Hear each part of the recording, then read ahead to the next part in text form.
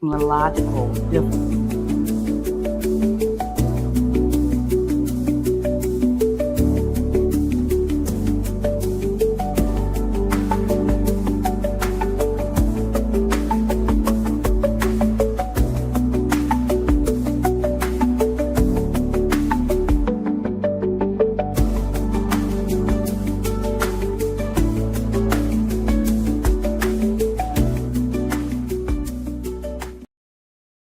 We are live, y'all, because I'm reading that Facebook is having some issues, which beyond our control, nothing we can do about them.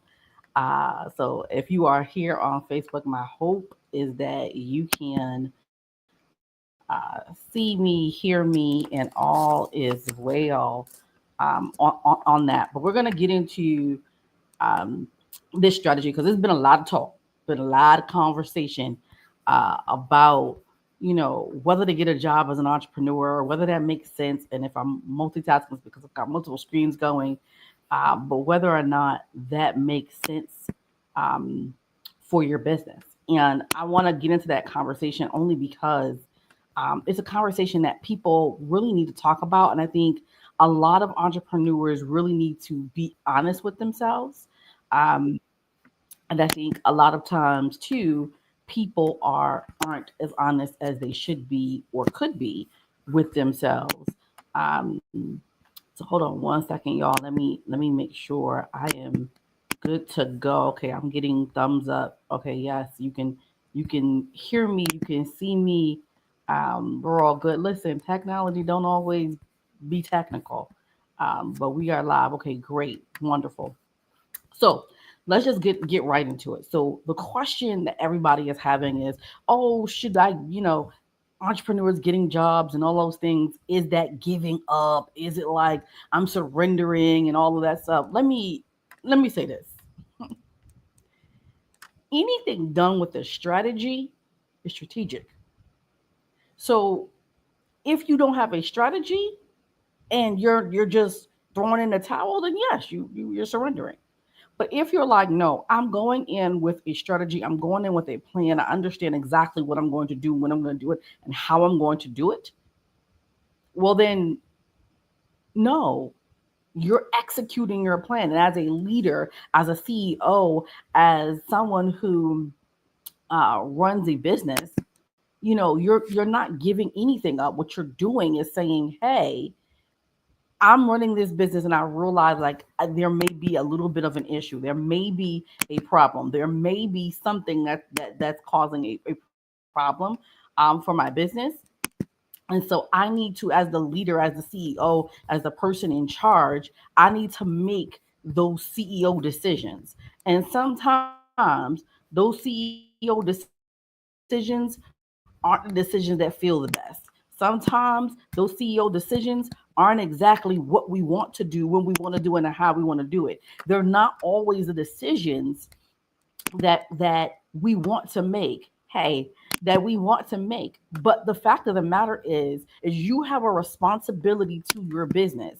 You have a responsibility to your employees, your staff, if you have, or to yourself and to your family, to ensure that you can pay the bills, to ensure um, that you can sustain their lifestyle. So you have a responsibility. And I think if we frame it in that way and we think about it as being responsible entrepreneurs, understanding our numbers and understanding like, hey, there is a problem and I have a responsibility to head it off at the pass. What can I do? Then getting a job doesn't seem so terrible. And here's another thing, and I'm going to say this, and this may be offensive, but I'm going to say it anyway. Stop letting the internet run your life. Like the folks on the internet, they ain't gonna pay not near bill, not one, not near bill. They are not going to help you out of any types. They're not. They're going to give you their opinions because oftentimes they get paid to give those opinions. But I will say, they're not going to pay the bill. So be mindful of what you're listening to and who you're listening to, and know that your situation may be different than what other people may be thinking. So I want to just tell you when and how I made the decision, because this is the decision that I had to actually make for my household, and it's not always easy. It wasn't an easy decision. Now let me tell you this: I was definitely the person. Hey, beautiful. I was definitely the person who was like, job, no ma'am. No thank you. I'm good. I'm an entrepreneur. I'm making this money. I'm doing all these things. I was definitely the person that was like, I'm never going back into corporate ever, ever, ever, ever, ever, ever, ever, ever again in life. I really was that person. And then life happened. Life happened. And so I remember walking into my living room and talking to my other half, and at the time taking a deep breath and telling him, baby, I think I need to go get a job to sustain our household. That was the hardest thing I had to say, because the internet had told me that if I went out and got a job, I was unsuccessful. The internet had told me that if I went out and did a job, I wasn't a real entrepreneur, because for some strange reason, there are folks who believe that if you are not a full-time entrepreneur, you're not a real entrepreneur, because it's not the same. Let me dispel that myth really, really quickly, because I got to get off my chest. I got to get it off my chest. The thing is, you're a real entrepreneur when you run a real business, real functioning business, right? That's first of all. Secondly, the average uh, the average income of an entrepreneur is $28,000 a year. I think it was the last statistic that I saw. Now, many of us are making a whole lot more, which also means many people are making a whole lot less. I know a lot of entrepreneurs who are working full time jobs and they have six-figure businesses. And I know entrepreneurs who are not working at all, and they're making $30,000 a year. Now, I don't know about you, but no matter where I've ever lived in my life, $30,000 a year was not going to cut it. And the thing about entrepreneurship is when you're a full time entrepreneur, you're not only covering your life, you're also covering your business. So, see, that money that you're making in your business, it's not the same when you're a full time entrepreneur versus when you have a job. So, I want to dispel that right now. Like, you're an entrepreneur when you run a business, a functional, profitable business, don't say. So I walked into the house and I said that to him, and he said, are you sure? And I'm like, yeah, I'm sure. I think we're at this point because I was at my financial danger zone. And it's one of the things that I teach my entrepreneurs in my programs. Like, you have to know when you're at your financial danger zone. Because what happens is if you don't realize when you're at your financial danger zone, then keep making decisions that are going to keep spiraling down as you're running your business, and you won't even realize it. You won't even realize it because you don't know where your financial danger zone was. And so I realized that I was heading towards that financial danger zone. And let me add that 3 months prior, I had just had, a $20,000 debt. I'm going to be honest. I told you I was going to be real, and I'm always going to be real. I had a $20,000 day and so excited. And so oftentimes people are having these amazing $20,000 days. But the thing is, if you're not doing that consistently, then the money isn't coming consistent. And the one thing that is consistent in this lifetime is your bills. They're going to come every month. They are going to come every single month. And again, you have a responsibility to make sure that you can pay them for your family and for your business. Like, that is your responsibility. So I ended up saying to myself, "Oh my gosh, I gotta go get a job. But what am I gonna do?" I realized I had to act as a CEO. So that's number one. Always act in your CEO. Always act in your CEO, because I knew that I did not want to do anything and go get a job that was going to take away from me leading my company.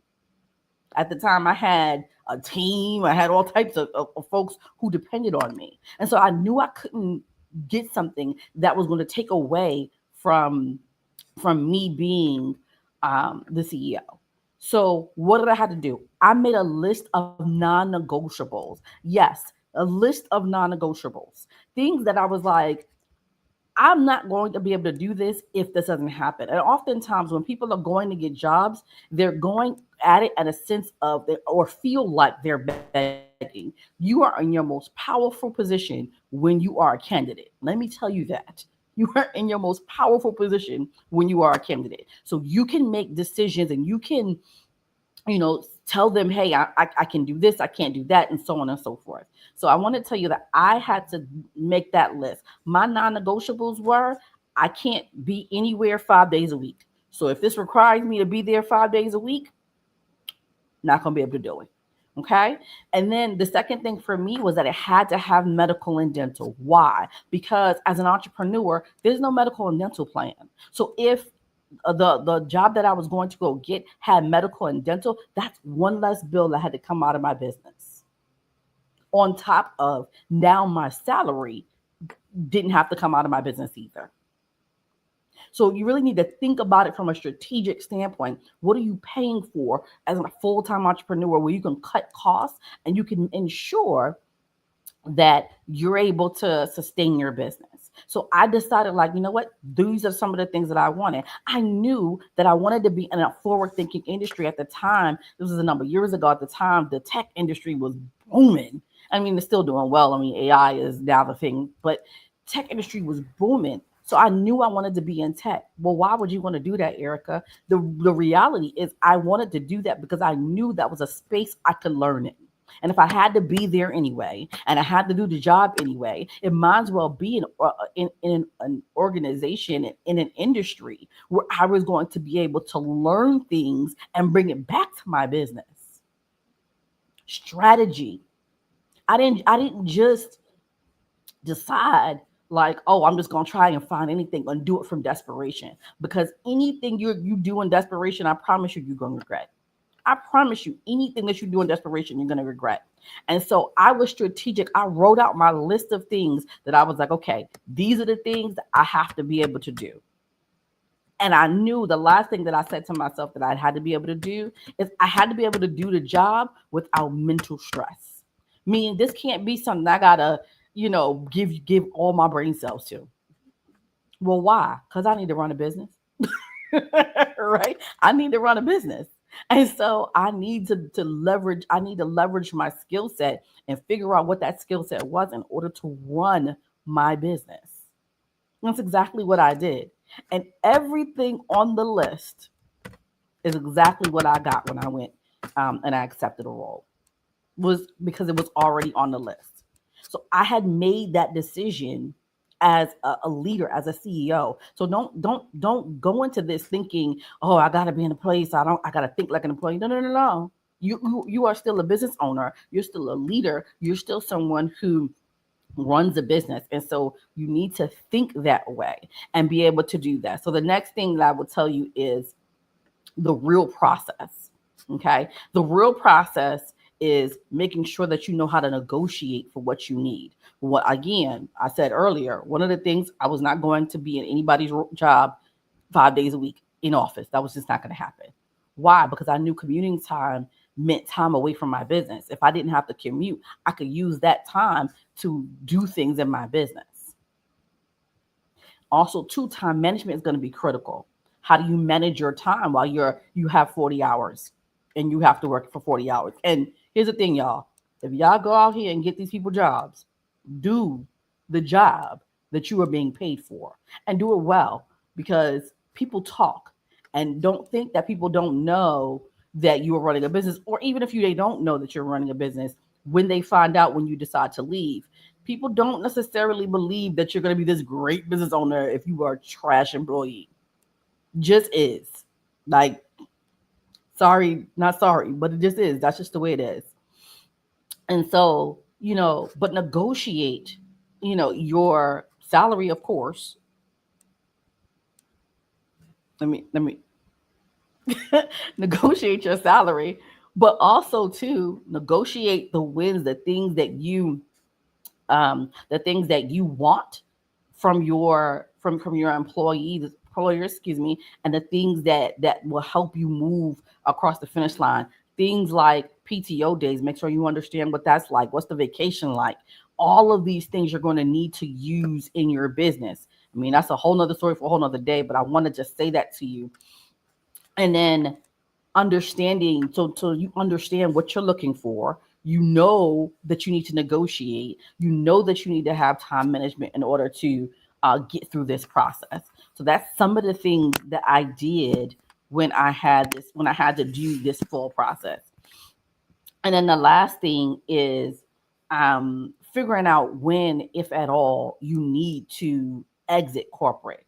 Because here's the thing, oftentimes I see so many people decide to leave corporate long before they are ready financially. Your numbers tell you when you're ready to leave corporate, not your emotions. Not your emotions. Your emotions should never be the dictator of your decisions. Emotion should never be the dictator of your decisions.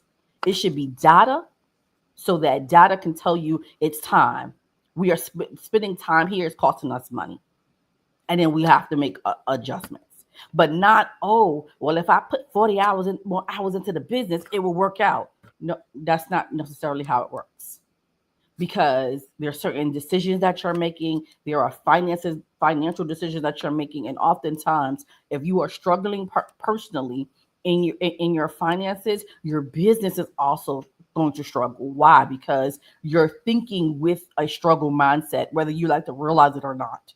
And so you make the decision on whether or not you stay or you leave corporate, based on your data and not emotions, not, I want to leave, or they getting on my nerve, because Lord knows we have all been there. Uh, we've all been where folks were getting on our nerve. We were like, listen, we ready to go. But you can't let them punk you out of your destiny and whatever that is. So I want you to think about that as you decide, like, okay, they getting on my nerve, or I'm ready to go, or whatever the case may be, because quite frankly, it's not about them. It's really not. I want you to have a full plan of when you're going to exit corporate, if that's what you want to do. Because it may be, I need to step in this to do it for a certain amount of time. And then, okay, then I'm out. Like, one of the things that I did was I had a number. I knew how much money I needed to make in order to get where I was going in my business, and restructure my household. I knew exactly what we needed. So that's what I went after. And what's crazy about it is I ended up loving the role so much. I ended up staying, which is a whole nother conversation for a whole nother day. But I loved it so much, because I got exactly what I wanted when I wanted it. I loved it so much I ended up staying longer than I was supposed to. Don't judge me, y'all. I love them. I really do. Um, but I will say to you, like, understand when it's time, when it's like, okay, I can then go back into corporate, and I could, you know, excuse me, I can go back into full time entrepreneurship, and I could, run my business full time. But also, too, if your household is not profitable, your business can't be either. Just is what it is.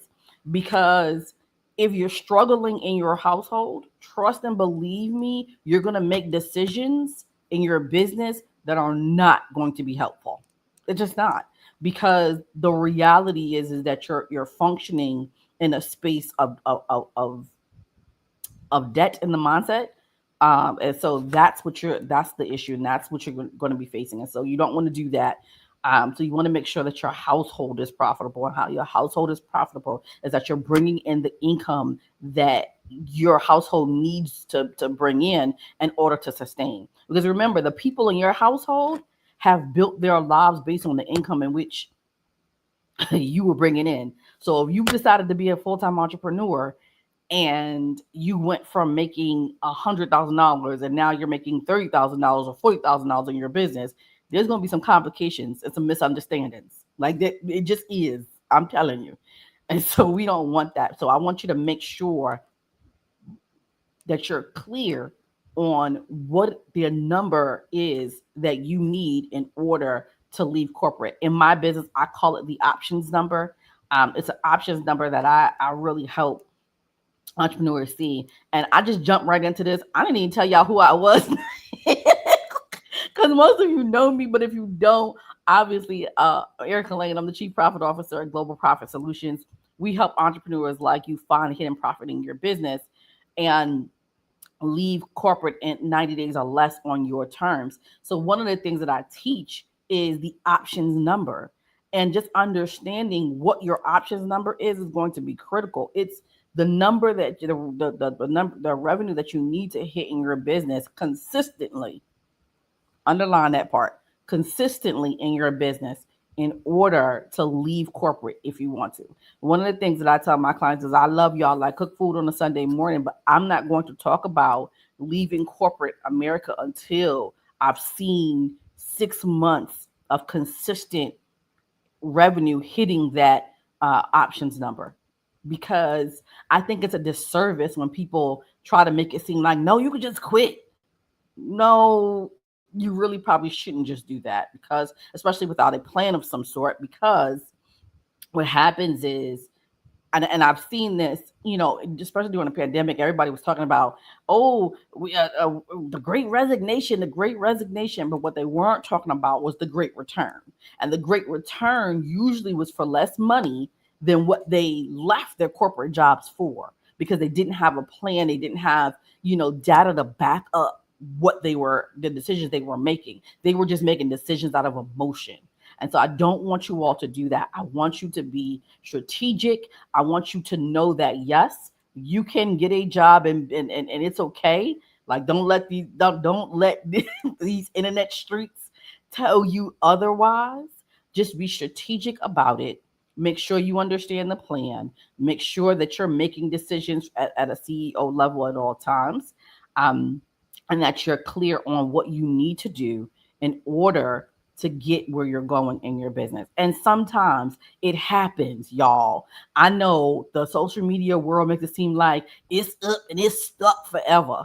Here's the reality: it's not all the time. Sometimes there are going to be moments when things do not go your way or go the way that you planned. And you have to be okay with being a leader and saying, okay, I've got to make alternative decisions. And sometimes those alternative decisions is going out and saying, I need to go get a job, but I'm going to be strategic about how I do it. I'm going to have my negotiables.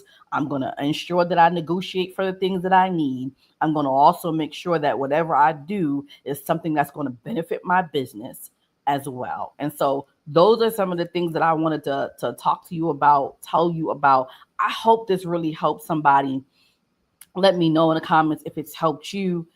Catching a replay, definitely put in the comments replay. So I hope this helped you. I hope that there is space for you. I hope that you don't feel like, this is a failure, because it's not. It's not.